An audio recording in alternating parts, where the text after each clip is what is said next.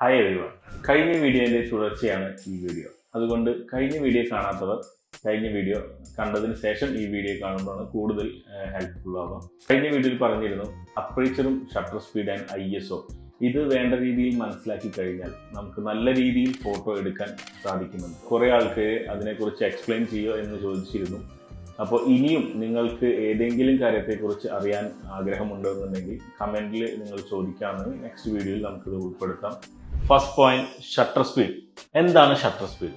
Shutter speed basically freezing action. നമ്മളൊരു ആക്ഷനെ അവിടെ സ്റ്റോപ്പ് ചെയ്യാൻ പോവുകയാണ്, അതാണ് ഷട്ടർ സ്പീഡ്. ഇനി നമുക്ക് രണ്ടാമത്തെ പോയിന്റ് നോക്കാം, അപ്പേച്ചർ.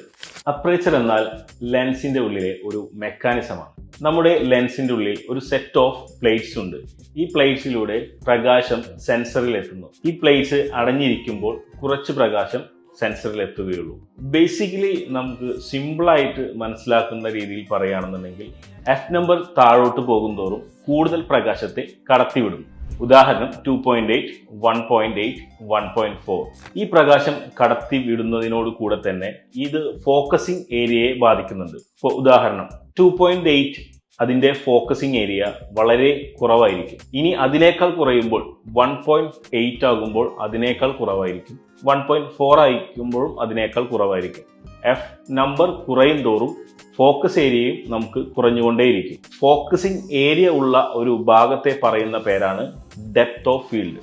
ഇനി നമുക്ക് അടുത്ത പോയിന്റ് നോക്കാം, ISO എന്ന് പറഞ്ഞു കഴിഞ്ഞാൽ സെൻസറിന്റെ പ്രകാശത്തോടുള്ള സെൻസിറ്റിവിറ്റിയാണ് ISO. ബേസിക്കലി ISO പ്രകാശത്തെ കൂട്ടുകയല്ല, കൂടുതൽ പ്രകാശത്തെ സ്വീകരിക്കാൻ സെൻസറിനെ ഒരുക്കുകയാണ് ISO ചെയ്യുന്നത്. ഇതിന് കുറച്ച് പ്രശ്നം കൂടിയുണ്ട്. ISO കൂടുന്നതോറും നിങ്ങളുടെ ഫോട്ടോയിൽ നോയ്സും ഗ്രെയിൻസും കൂടും. അതൊരു ഡിജിറ്റലി ഉള്ള ഒരു പ്രോബ്ലമാണ്. ഈ വീഡിയോ നിങ്ങൾക്ക് ഉപകാരപ്പെട്ടു എന്ന് പ്രതീക്ഷിക്കുന്നു. ഇനി നെക്സ്റ്റ് വീഡിയോയിൽ കാണാം. താങ്ക്